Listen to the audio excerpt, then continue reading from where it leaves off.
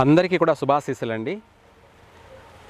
శ్రీ శాలివాహన శకం శ్రీ విశ్వావశనామ సంవత్సరం మార్గశిర మాసం డిసెంబర్ నెల వృశ్చిక రాశి వారికి ఎలా ఉంటుంది, ఏ విధంగా ఉండబోతుంది అనే విషయాలు మనం ముందుగానే తెలియచేయడం. ఈ యొక్క వృశ్చిక రాశి వారికి మార్గశిర మాసంలో అధికమైనటువంటి సమస్యలు ఎదురయ్యే అవకాశం ఉంది. ముఖ్యంగా చెప్పాలి అంటే ఈ వృశ్చిక రాశి వారికి భార్యాభర్తల మధ్య తగాదాలు, గొడవలు, అలాగే అంటే చీటికి మాటికి ఊహించని విధమైనటువంటి సంఘటనలు జరిగే అవకాశం ఉంది. ఒకరిని ఒకరు కొట్టుకునే అవకాశాలు కూడా కనపడుతున్నాయి. వీటితో పాటు భార్యాభర్తల మధ్య దూరం పెరిగే అవకాశము ఉంది. ఇంకా ఎడబాట్లు కూడా జరిగే అవకాశం ఉంది. ఎక్కువ మాట్లాడితే విడిపోయే అంతటి సమస్యలు కూడా ఈ వృశ్చిక రాశి వారికి అధికమైనటువంటి అనేక విధాలుగా ఇబ్బందులు, సమస్యలు, నష్టాలు, కష్టాలు అధికంగా ఎదురయ్యే అవకాశం కనపడుతుంది. అలాగే సంతాన విషయంలో కూడా ఈ రాశి వాళ్ళు చాలా జాగ్రత్తగా అంటే నడుచుకోవడం అనేది, మనం ఏది తినాలి, ఏది తినకూడదు అన్నది కూడా మనము పాటించాలి.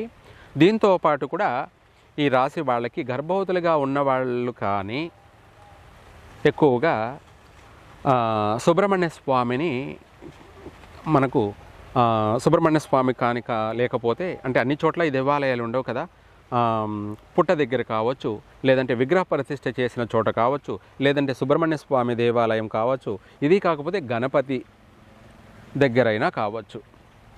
ఈ రాశి వాళ్ళు ఎరుపు వస్త్రంతో అంటే ఎరుపు ఒత్తులు కావచ్చు, లేదంటే ఎరుపు లేదనుకోండి ఏదైనా ఎరుపు దారంతో, ఎరుపు దారము 5 రంగులు కానీ లేదంటే 9 రంగులు కానీ, అది లేదనుకోండి కుంకంలో వైట్ పత్తిని కుంకంలో ముంచి ఆమెన ఒక నిమ్మకాయలో పెట్టి, ఆ నిమ్మకాయ కూడా చిన్నది కాదండి, పులిచి నిమ్మకాయ కాకుండా బత్తాయి కాయ ఉంటుంది కదా, చీనీకాయ అంటారు, దాన్ని కట్ చేసి అందులో ఈ ఒత్తి పెట్టి అందులో ఆ యొక్క అంటే అందులో మనకు శుభ్రంగా నీట్గా చేసి ఈ ఎరుపు ఒత్తిని అందులో పెట్టేసి అందులో 3 రకాల ఆముదము, నువ్వుల నూనె, కొబ్బరి నూనె, ఈ 3 రకాల నూనె కలిపి వేసి దీపారాధన వెలిగించండి. ఇది ఆదివారం రోజు, మంగళవారం రోజు, శుక్రవారం రోజు, వారంలో 3 రోజులు వీలైనంత వరకు ఇలా ఈ విధంగా చేసి ఆ యొక్క పుట్ట చుట్టూ అయితే 9 ప్రదక్షిణలు చేయండి. విగ్రహాలు ప్రతిష్ఠ చేసినటువంటి విగ్రహాలు అయితే 5 ప్రదక్షిణలు చేయండి. అలాగే ఇలా 3 వారాలు, వారంలో 3 రోజులు చేసి కొబ్బరికాయ కొట్టి, అలాగే ఏదైనా సరే చిన్నపిల్లలకి బిస్కెట్లు కానీ చాక్లెట్లు కానీ లేదంటే మీరే ప్రసాదం చేసుకుపోయి ఆ ప్రసాదాన్ని దేవుడికి నైవేద్యం పెట్టి తర్వాత పిల్లలకు కానీ పెట్టినట్టయితే, అది కాకపోతే కుక్కలకు కానీ ఆవులకు కానీ ఆ ప్రసాదాన్ని పెట్టండి.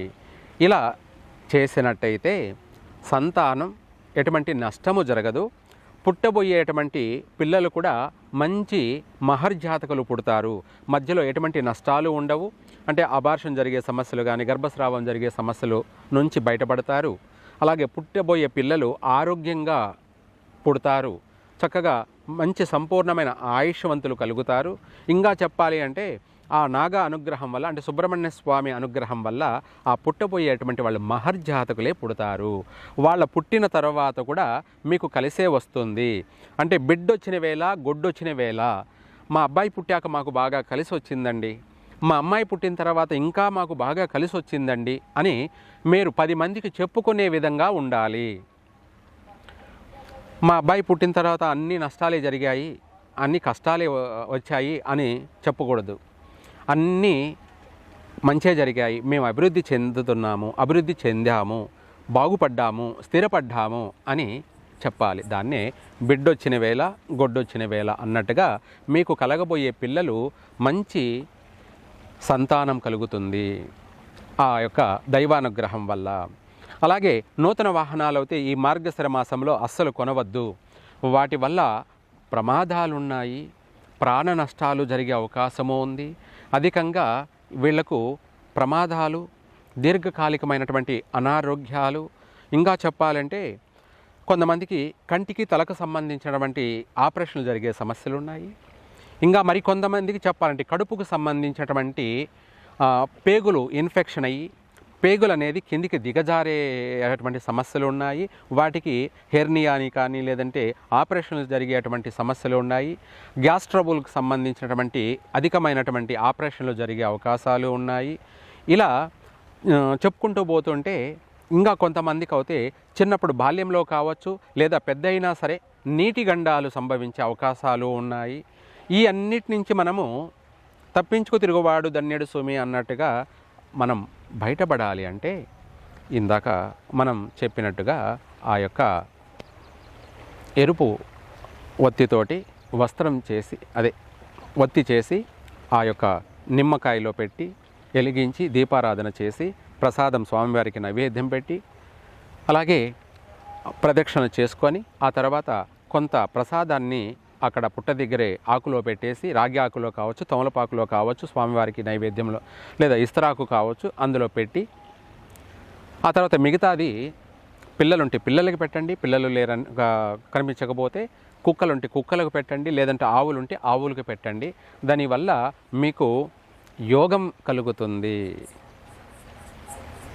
ఆరోగ్యంగా రాబోయేటువంటి పెద్ద పెద్ద ఉపద్రవాలు కాస్త మెల్లమెల్లగా తగ్గుముఖం బట్టి నయమవుతుంది. ఆర్థిక పరంగా అప్పుల పాలైనటువంటి వాళ్ళు కూడా మళ్ళీ అభివృద్ధి చెందుతారు. సంతాన విషయాల్లో నష్టాలుండవు. వాళ్ళకి వాహనాల వల్ల ఎటువంటి ప్రాణ నష్టాలు జరగవు. ఒకవేళ జరిగిన వాహన మరమ్మతులు రిపేర్లు జరిగి ఆర్థికంగా ఖర్చు అవుతుందేమో కానీ ప్రాణ నష్టాలు జరగవు, ప్రమాదాలు కూడా జరగవు. జరగబోయే ప్రమాదము ప్రాణ నష్టం కూడా స్వల్పంగా వైదొలిగిపోతుంది, చిన్న స్వల్పమైనటువంటి గాయంతో పోతుంది. ఇది తప్పకుండా ఈ మార్గశిర మాసం ఈ వృశ్చిక రాశి వాళ్ళు చేయవలసినటువంటి పని. ఇంకా చెప్పాలి అంటే ఈ రాశి వారికి జరగబోయేవి అన్నీ కూడా ముందుగానే కలలో కనిపిస్తూ ఉంటాయి. దైవానుగ్రహం వల్ల వీళ్ళకు జరగబోయేది ముందే స్వప్నంలో తెలియచేస్తూ ఉంటాడు. వీళ్ళకు వచ్చినటువంటి ఆ కలలో ఆ స్వప్నంలో ఏదైతే కనపడిందో అదే రేపు కావచ్చు, వారానికి కావచ్చు, నెలకు కావచ్చు, సంవత్సరానికైనా సరే ప్రతిదీ కూడా జరిగే తీరుతుంది. జరగబోయేది వీళ్ళకు కనపడుతుంది. అలాగే ఈ భూత భవిష్యత్ అన్నీ కూడా ముందుగానే తెలియచేస్తుంటాడు. కాబట్టి దాన్ని తెలుసుకొని జాగ్రత్తగా రాబోయేటువంటి ఉపద్రవాన్ని తప్పించుకోవడానికే మీకు దైవానుగ్రహం వల్ల ముందే తెలియచేస్తూ ఉంటాడు. దాన్ని మీరు ఉపయోగించుకోవాలి, దాన్ని ఆచరించాలి, పాటించాలి. అది ఎంతో దైవానుగ్రహం ఉంటే కానీ ఇలా ముందుగానే మనకు తెలియచేయడు. అది దైవానుగ్రహం ఉన్న వాళ్ళందరికీ కూడా ఇది ముందే తెలియచేస్తూ ఉంటాడనమాట భగవంతుడు.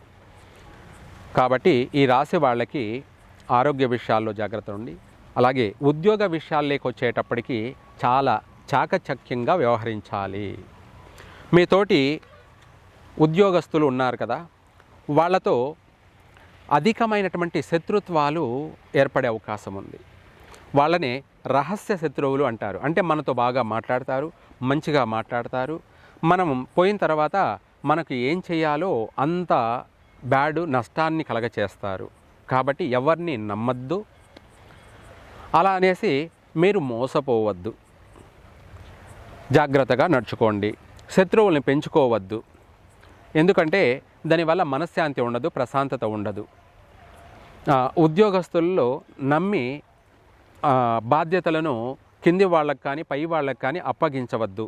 మీ యొక్క విషయాలు, రహస్యాలు, కంపెనీ యొక్క బాధ్యతలు కావచ్చు, మీ పర్సనల్ విషయాలు కానీ ఎవరితోనూ షేర్ చేసుకోవద్దు, పంచుకోవద్దు.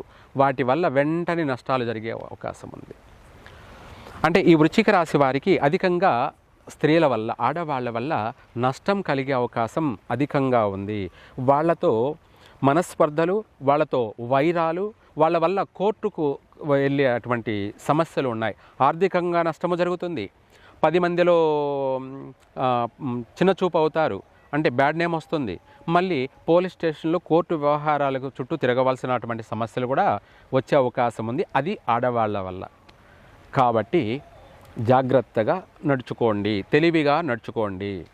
ఈ అన్నిటికీ, ఈ 10,000 సమస్యలకు అన్నిటికీ కూడా ఒకే ఒక అస్త్రం, బ్రహ్మాస్త్రం, అదే నాగాస్త్రం అన్నట్టుగా మనం ఇందాక చెప్పినట్టుగా ఎరుపు ఒత్తితో దీపారాధన చేసి 9 ప్రదక్షిణలు చేసి కుక్కలకు కానీ ఆవులకు కానీ నైవేద్యం పెట్టి ఇంటికి రండి. వారంలో 3 రోజులు అలా చేయండి. మీకు రాజయోగం కలుగుతుంది.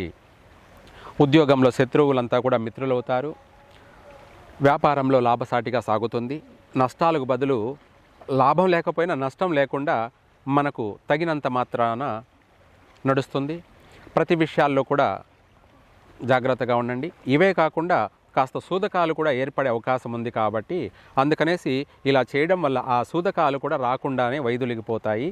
వృశ్చిక రాశి వాళ్ళు అన్ని విధాలా కూడా స్థిరపడతారు. చక్కగా కలిసి వస్తుంది. సర్వే జన సుఖినో భవంతు.